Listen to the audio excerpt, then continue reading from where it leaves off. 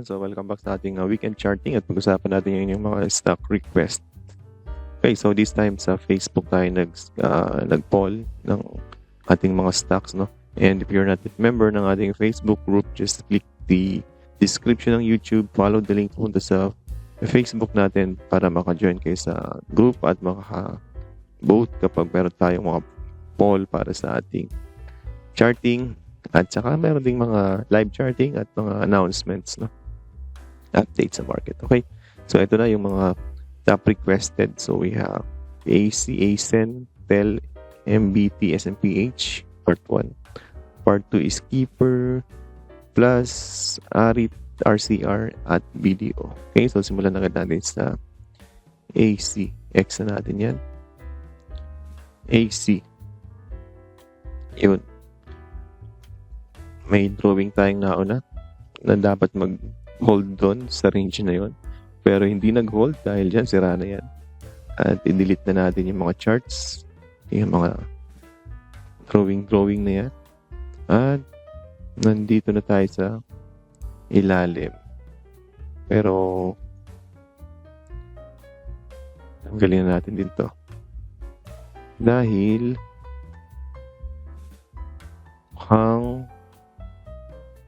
mukhang dyan pupulutin.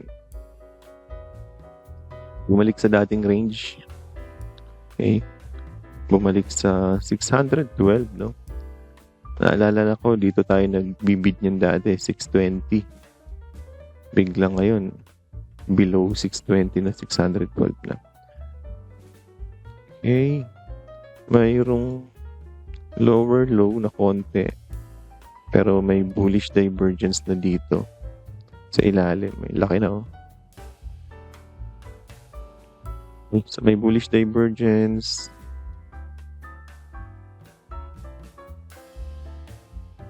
Bearish na yung kanyang MACD pero mukhang about to make a bounce. Okay? Kung magbabounce yan, pero parang delikado eh.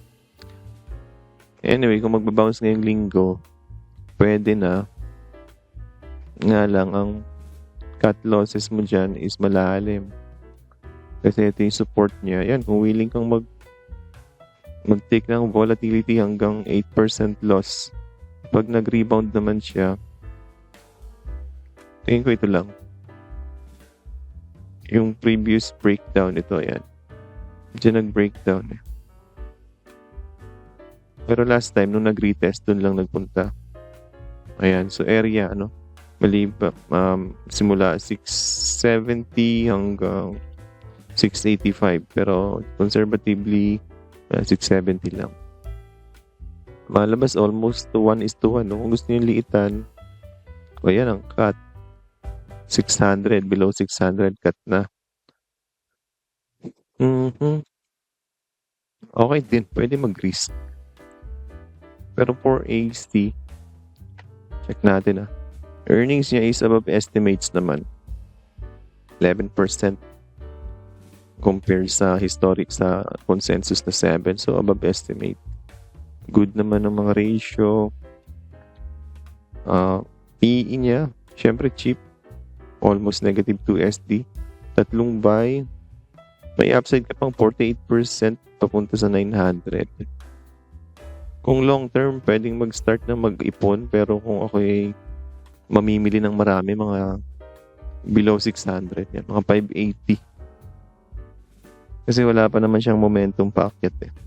Kakabasag nga lang. Itong ang low na to nabasag pa eh. Yan. So baka ngayong linggo, malay natin.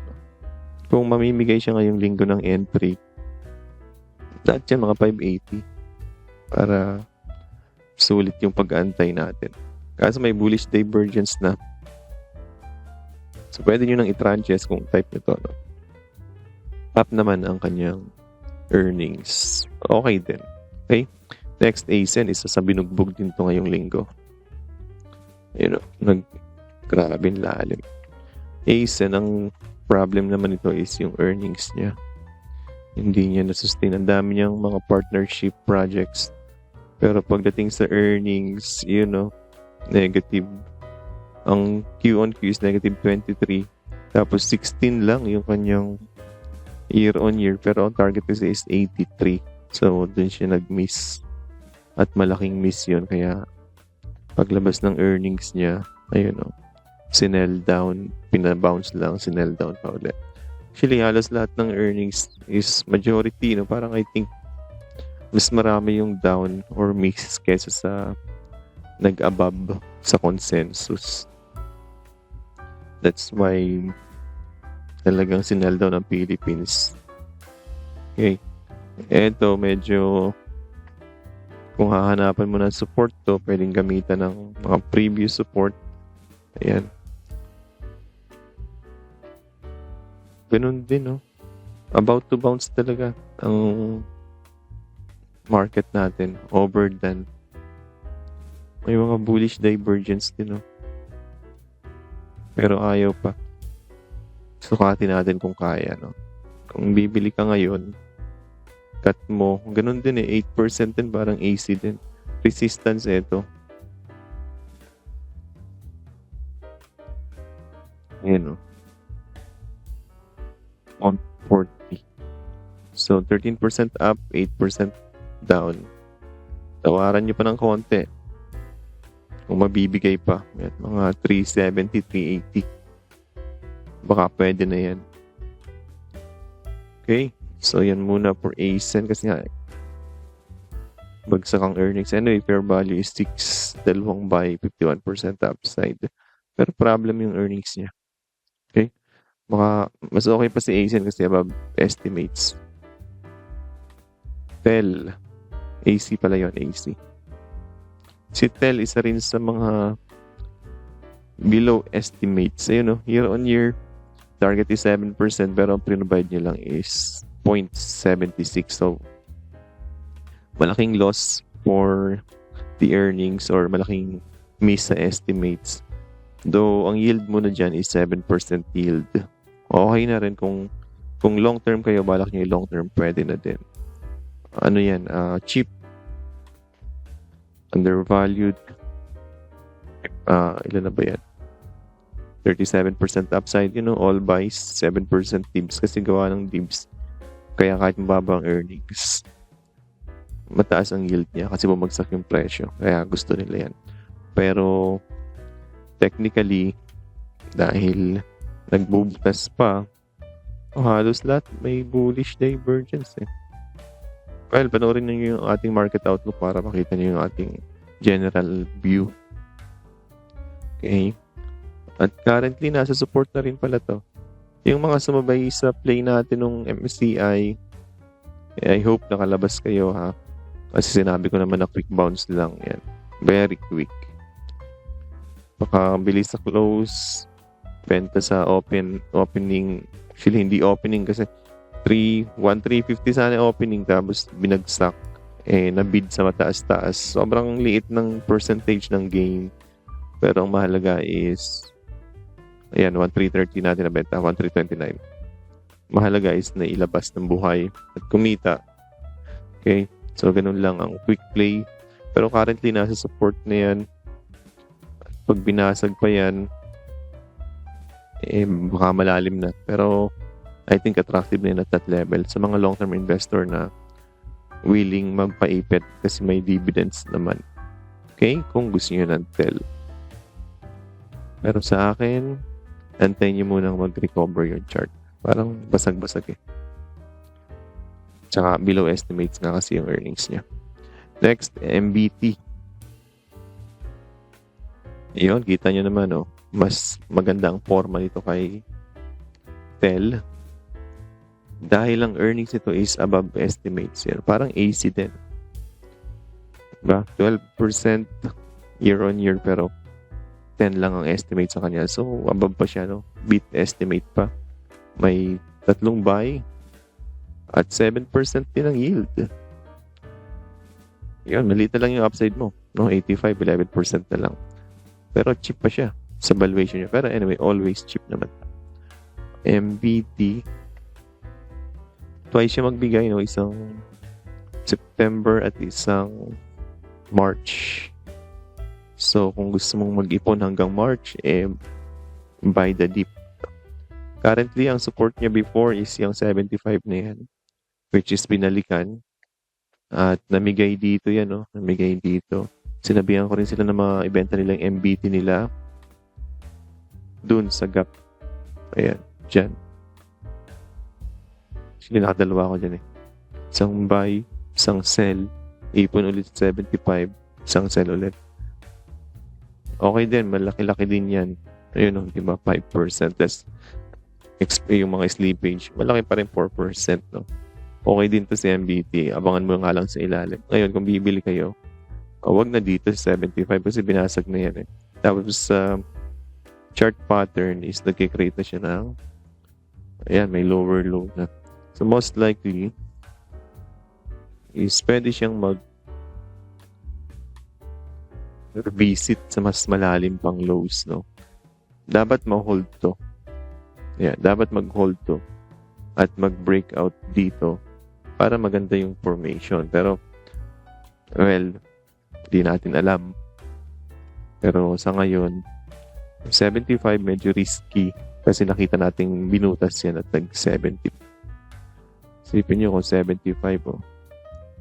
May loss ka pa dyan na, may risk ka pa na 5%.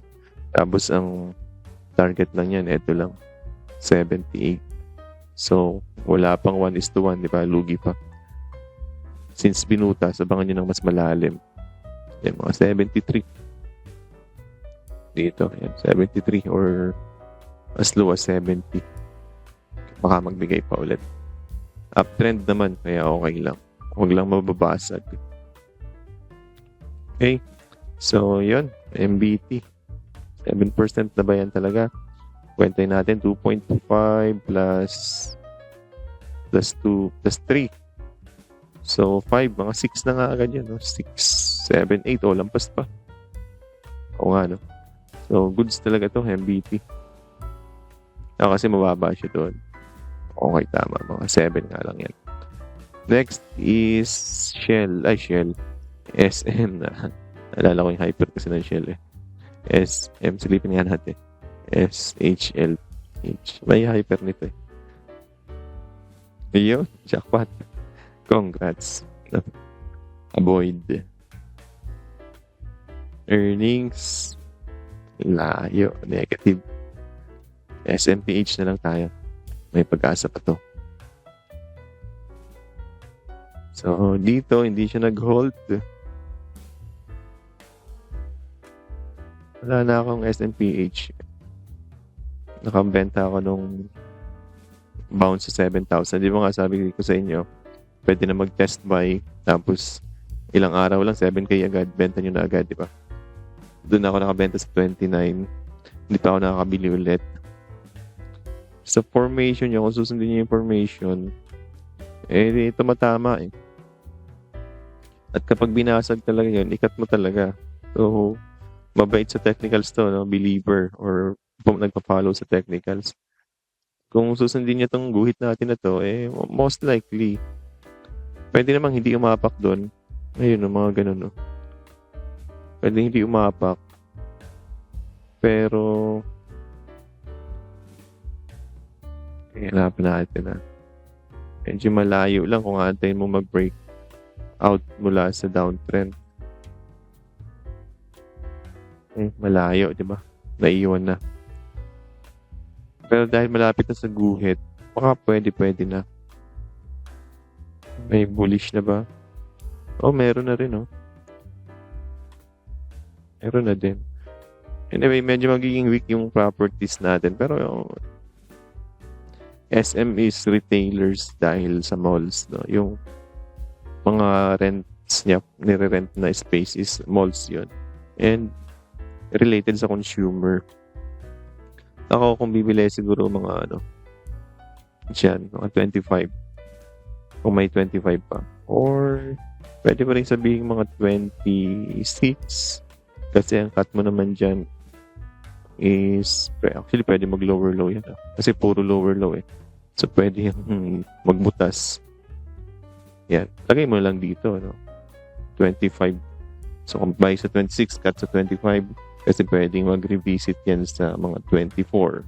So, pwede namang first tranche 25, then 24. At pag nag-rally yan, o di kahit sabihin nating lower low, okay lang kasi nag-ano naman nag-range pa din. So, mga, yan, pwede dyan. 30 or kahit 29 na, 14%. Mabagal lang, maliit. Pero, almost predictable yung move. No? So, pwedeng mag-ipon ulit. Silipin na nga rin natin si Ali. Anyway, chart, fundamentals muna natin. Okay? Slightly above consensus. So, kaya okay din. Hindi masama. Goods naman yung mga ratio. PE 17 times. Historical is 29. So, yung undervalued, 52% upside. At saka all buys. No? Okay din. Hindi masama. Tipin na rin natin si Ali bonus. Ali. Same din. Ang difference lang nito, si SMPH is going down. Ito is short term or mid term. Mula July 2022 is going up. Check natin. SMPH July 2022. O yun. Tama nga. Ayun, no? Ito ang July 2022. So, downtrend to si Ali, si SMPH, Shontana si Ali. Mula July is going up na. So, mas maganda ang chart ni Ali. June, July, yan. At pag chinek natin, malapit na rin sa support. Dikit na halos, no? At pag umapak dito sa line na to, actually, liit na ng risk mo dito. Kasi ito na yung cut loss, no? Mga 3% yan. Sakto sa 3%. Pag binutas tong trend line na to, benta na. At ang resistance niyan, well, kung medium term position, dun yan sa taas. Mga 40. Kaya lang, hindi yan magpa-40 agad kasi nga may risk sa properties ka dahil kay Donald Trump. So, pwede natin sabihin na yan, mga 42. 20% pa rin yun, di ba? Malaki pa rin kahit nga short term ang gawin mo at dito ka lang magbenta. May 6% upside pa rin, di ba? 6 to 7. Not bad. Tignan natin kung meron din Meron din. So, tingin ko magbabounce. Konting saw-saw lang sa ilalim. Kasi babounce na yan. Earnings, goods yan. Mas maganda pa kay SMPH. Ayun 20. Compared sa target na 11. So, almost double. At may 3 buy at may 43% upside. So, okay din. Sinabi nila na weak ang properties pero yung dalawa is hindi nagpahuli sa consensus. At above pa sila year on year. No? Let's see next year. Pero kaya natakot sa properties kasi nga kay Donald Trump. Pero nagiging maganda rin naman ang outlook after ni Donald Trump. Dahil na-priced in na naman yung mga policy niya at waiting kung itutuloy or hindi. So, yun lang. I hope nakahanap kayo ng pwedeng pulutin ngayong linggo in case na mag-Christmas rally. May masakyan kayo hanggang end of December or mid-January. Okay, so thanks for watching. Habang nasa ilalim, may mag-shopping kung may pambili pero maglagay ng cut loss dahil sometimes walang Christmas rally. Pag wala, edi cut loss. Pag meron, swerte dahil nasa ilalim ang mga stocks. Okay, so yun lang. Thanks for watching. Mamaya, part 2 tayo. Ito naman ang ating chart.